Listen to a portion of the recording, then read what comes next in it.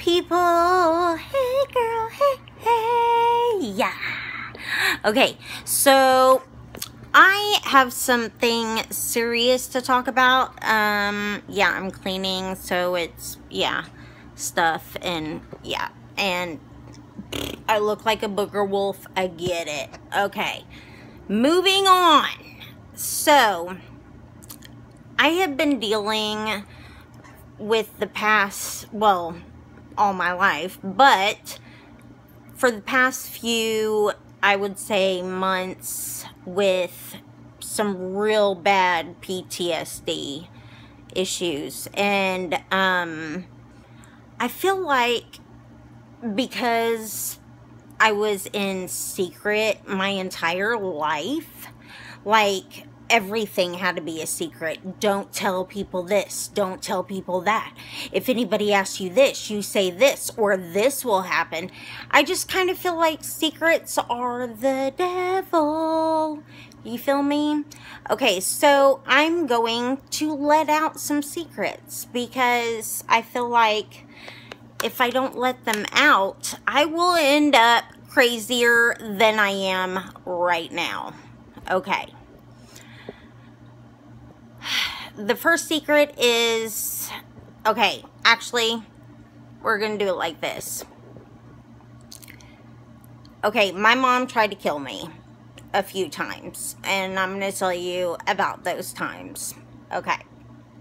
When I was about, the first time was, I was about 3 or 4, I think, and she was dating this guy named Leo. My mother's name is Pam. Okay, so Pam was dating Leo. Leo was very, very abusive, and I had to witness that, and it was disgusting. So, he broke up with her for some reason, so she wanted to kill herself. So she asked me, and I remember specifically being real small, and I was playing dolls in my room with dolls, and every single one of them was named Elizabeth because I love that name. Anyhoozle, so I was playing with dolls, and she said, "Hey, Hetty, come in here and let Mama talk to you for a second." I was like, okay. And she said, "Come into my bathroom." And I said, okay. So we go into her bathroom, and she closes the door, and she sits down on the floor, and then she says, "We're gonna go and meet Jesus." And I said, "What?" And she said, "There's going to be a flash, then you are going to go see Jesus first, but don't worry because I'm going to be there right after, and I'm going to be there next, and I'm going to come and meet you, and then we'll go meet Jesus together." I didn't want to. I was starting to cry, and she said, "No, you can't scream, you can't cry." She put a gun to my head. I literally could feel it. And then she pulled the little hammer thing back, and I heard it click. And then I started to squirm really, really bad. And she got mad. And then it was like a miracle. Leo busted through the front door. I guess she told him what she was going to do. He shows up to be Captain Save-A-Ho, and they have sex right after. You know, whatever. Then the second time that I remember, my mother was a branch manager or a branch president for a SACU, San Antonio Credit Union. They have like a cookout picnic every year for all their employees, and they have, like, you know, they all go to the like a place where you can go tubing and camp out or whatever. Have bounce houses and all sorts of stuff. And I just remember loving bingo because I'm an 80-year-old woman at heart. Anywhoozle, I remember the rapids were there and everybody going on them, but I was so small, and then the water was going so fast, so I was scared. And I remember having my little turquoise bathing suit on, and she's saying, come on, let's go for a walk and go see, you know, whatever. And we're walking through the water, and it's moving pretty fast, and it's really hard for me to stay standing. And she pushed me down, and the water, I swear to you, the water was not deep at all, but it was going so fast that I was getting carried away, and I was holding on to rocks and screaming, and I just remember her looking. Did you see that fly? I just remember, oh God, I remember her looking directly in my face, and I'm screaming at her, help me, help me. And she looks at me and she says, I'm so sorry. And she starts going the other way.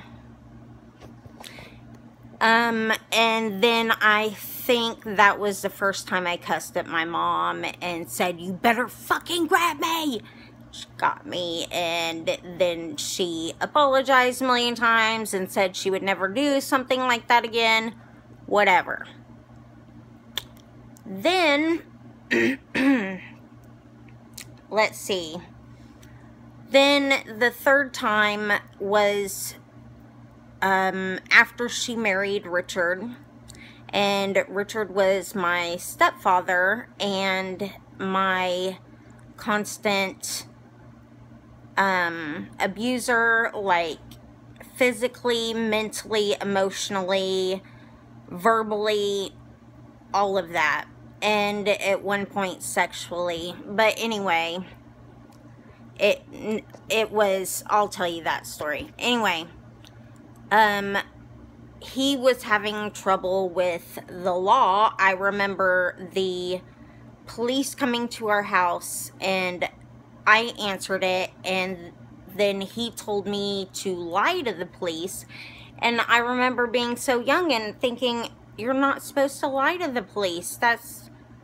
They're there to, you know what I mean? Like, I was like, what? And then he went to the door and said that he was somebody else. They verified that he was not, and they arrested him. They left me there by myself. I was 8, I believe, and they left me there. At one point we had like a standoff at my house with the police and with Richard and guns, and I was so scared that I've been through a lot, and PTSD, you like hear about it from people in war zones, and I'm not comparing my situation to, you know, an actual war zone, but trust me, I lived in a war zone. So he gets out of jail. My mom comes to my room and she said, do not eat your dinner tonight. It's poisoned. And I'm like, what? And she said, do not eat your dinner tonight.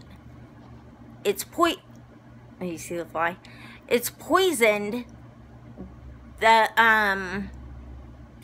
it will kill you. Richard needs money to get out of trouble.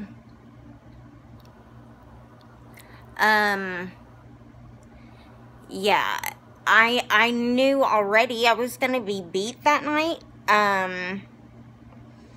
But I didn't know that, he saw that I wasn't eating my food, and I refused to eat my food, and so he would grab my jaw, like, hold on, okay, so, like, the back of my head, his hands were so big, and, you know, I was little, he would grab my jaw and squeeze it to open it, like you do, you know, animals, whatever, and, he would try to shove food down my mouth, but, I didn't let him. I just got beat that night, but, yeah, I lived a pretty horrible life, but I wanted to get that out of my system, because holding it in for almost 40 years, I'm 41 now, so holding it in that long has destroyed me, has made me sick, and has made my life a living hell to this day. So, to Pam Carter and to Richard Carter, your secrets are out. Go fuck yourself.